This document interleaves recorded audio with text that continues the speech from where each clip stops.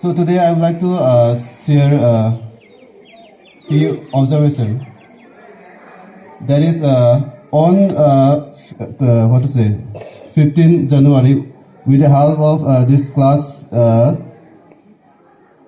6A and B, we have cleaned up all this campus. Okay, from gate to this playground. But now you have started throwing all this waste materials. It's not will like this. Okay, so this school is our property. We have to maintain it properly. It is our duty to clean up, to maintain our campus neat and clean.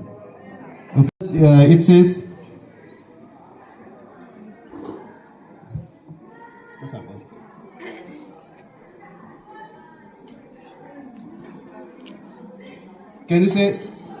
Can you read it? What does it says? Okay. So it is the Constitution Day or Samvidhan Divas. So on 26 November 1949, okay, we have adopted this Constitution, but it came into effect on 26 January 1950. Okay, today we know it as Republic Day. So regarding this, I would like to I would like to take place along with you to read all this place. I would like to request all of you to be in place position, all the students. Well, group Samtan, pray your hands for pledge. We the people of India, having solemnly resolved to constitute India into a sovereign, socialist, secular, democratic republic, and to secure to all its citizens justice, social, economic, and political, liberty of thought, expression, belief, faith, and worship, equality of status and of opportunity, and to promote among them all fraternity, assuring the dignity of the individual and the unity and integrity of the nation.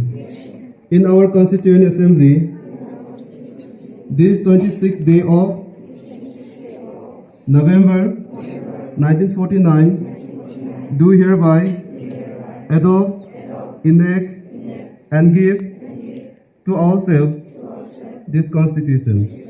Jai Hind. And for प्रतिज्ञा की स्थिति में हम भारत के लोग भारत को एक संपूर्ण प्रभुत्व संपन्न, समाजवादी, पंथ निरपेक्ष एवं लोकतंत्रात्मक गणराज्य बनाने के लिए उसके समस्त नागरिकों को सामाजिक, आर्थिक, राजनीतिक, न्याय, विचार अभिव्यक्ति, विश्वास, धर्म एवं उपासना की स्वतंत्रता, प्रतिष्ठा एवं अवसर की समता प्राप्त कराने के लिए तथा उन सब में व्यक्ति की गरिमा तथा राष्ट्र की एकता एवं अखंडता को सुनिश्चित करने के लिए, बढ़ाने के लिए दृढ़ संकल्प होकर आज इस संविधान सभा में तारीख 26 नवंबर 1949 को मिति मार्क्सशीर्ष शुक्ल सप्तमी विक्रम संवत 2006 को अत्येक द्वारा इस संविधान को अंगीकृत, अधिनियमित एवं आत्मार्पित करते हैं। जय हिंद। फर्स्ट पोजीशन से पहले थर्ड पोजीशन में नीलगिरी हाउस है with 113 points out of 140। Clapping करेंगे नीलगिरी हाउस के लिए। सेकंड पोजीशन है 122 मार्क्स के साथ Aravali house. And first position Shivalik house with 132 points. I request captain of Shivalik houses, junior house and senior house, both girls and boys. I request them to come upon the stage. And AHMs also. Magazine के लिए बहुत मेहनत की है।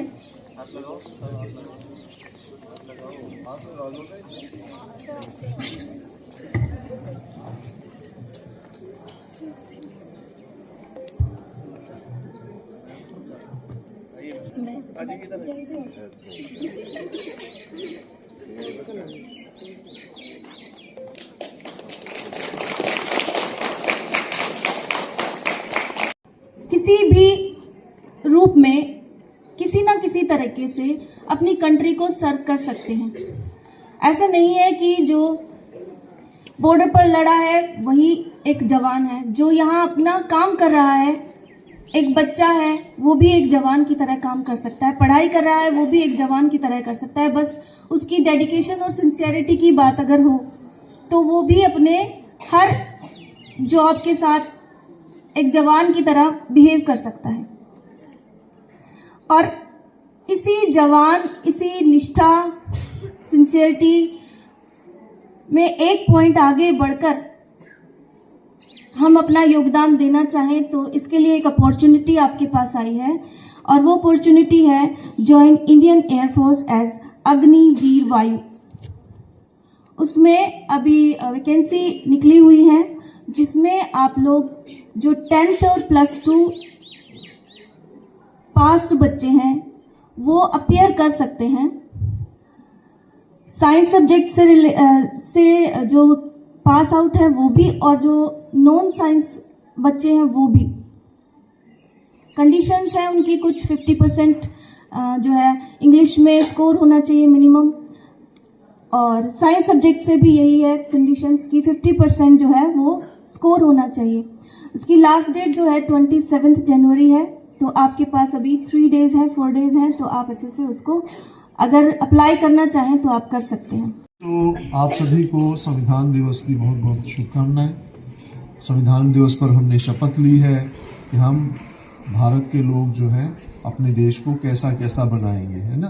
तो ये सब आपने बोला भी है और आप इसे पढ़ भी सकते हो अपने इंटरनेट से ढूंढ के, नहीं तो आपकी किताब के बीच में भी ये शपथ जो है रहती है। आपकी अपनी बुक्स में देखोगे तो उसके एक पेज में वो शपथ रहती है, तो उसको निकाल के पढ़ सकते हो। उस सब में हमने जो